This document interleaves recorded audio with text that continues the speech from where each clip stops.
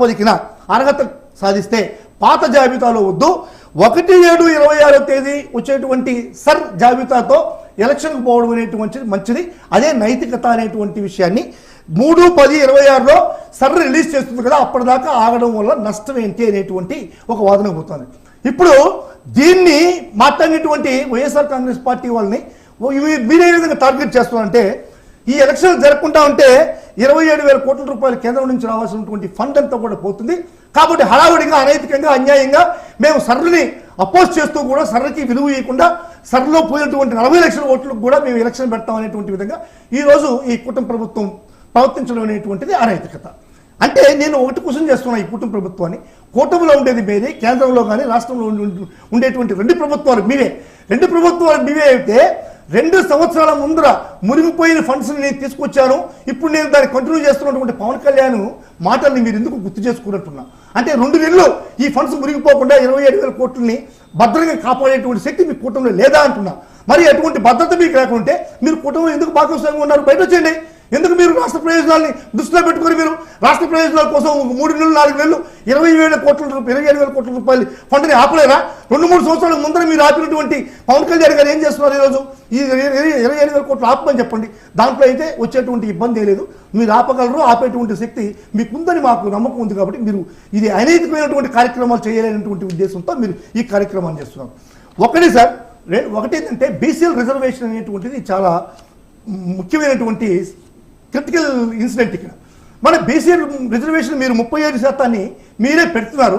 37% మీరు పెట్టిన తర్వాత 37% మీరు ఎట్టా ఈ ఎలక్షన్లో, లోకల్ బాడీ ఎలక్షన్లో అమలుపరుస్తారో చంద్రబాబు నాయుడు గారు చెప్పాలి. అసలు దానికి ఏం నైతికత ఉంది? ఆ నైతికతతో మీరు దీన్ని అమలుపరుస్తారు అనేటువంటిది చంద్రబాబు నాయుడు గారు చెప్పాలి. ఇప్పుడు చంద్రబాబు నాయుడు గారి డ్యూల్ రోలు, చంద్రబాబు నాయుడు గారి ఎన్నికలకు భయపడుతున్నారా లేకుంటే వైఎస్ఆర్ కాంగ్రెస్ పార్టీ ఎన్నికలకు భయపడుతుంది అనేటువంటిది ఒక విషయాన్ని మనం సుస్పష్టంగా ప్రజలు అర్థం చేసుకోవాలి. ఇప్పుడు బీసీలకు 34% చంద్రబాబు నాయుడు ఎలక్షన్ మేనిఫెస్టోలో పెట్టాను కాబట్టి నేను అమలు చేస్తున్నాను అని చెప్పి చేయి దులుపుకునేటువంటి కార్యక్రమాన్ని ఇక్కడ ముందుకు తీసుకెళ్తున్నాడు. నేను 34% పెడతానని చెప్పి ఆ మాట చెప్తూ చంద్రబాబు నాయుడు గారు ఏం చేశాడు? ఫిబ్రవరి 2026లో రాజీవ్ రంజన్ మిశ్రా అనేటువంటి ఒక ఏకసభ్య కమిషన్ని నియమించాడు. ఈ బీసీ రిజర్వేషన్ పైన మీరు రాష్ట్రం అంతా తిరిగి దాన్ని సమగ్రమైనటువంటి ఒక సర్వేని మాకు ఇవ్వండి అని చెప్పారు. ఈయన రాష్ట్రం అంతా తిరిగేసి అనధికారికంగా రూమర్స్ ఏమందంటే 27% ఈయన ప్రపోజ్ చేసినట్టుగా మన అనధికారికమైనటువంటి వార్తలు వచ్చిన మాట వాస్తవం. అది అధికారమా అనధికారమా అనేటువంటిది మన తెలుగుదేశం పార్టీ నాయకులు కానీ అక్కడ కూటమి నాయకులు కానీ చెప్పాల్సిన అవసరం ఉంది. వచ్చిన తర్వాత ఈయనకి చంద్రబాబు నాయుడు గారికి ఒక నైజం ఉంది. అది ఏ కమిటీ వేసినా సరే, అమరావతికి కమిటీ వేసినా సరే, అదేవిధంగా లడ్డు కల్తీ విషయంలో కమిటీ వేసినా కానీ, లేకుంటే ఏపీపీఎస్సీ గ్రూప్ 1కి సిట్ చేసినా కానీ అల్టిమేట్గా ఏటి మీద నమ్మకం ఉండదు. శివరామకృష్ణ కమిషన్ కూడా ఆ అమరావతి వద్దంటే వికేంద్రీకరణ చేద్దామంటే దాన్ని కూడా పట్టించుకోవాలి. అదే లడ్డూరు విషయంలో సార్ ఒక్క నిమిషం సార్, ఆ తర్వాత ఏం చేశారంటే మాట్లాడుతా మిగతా చర్చ జరగాలి.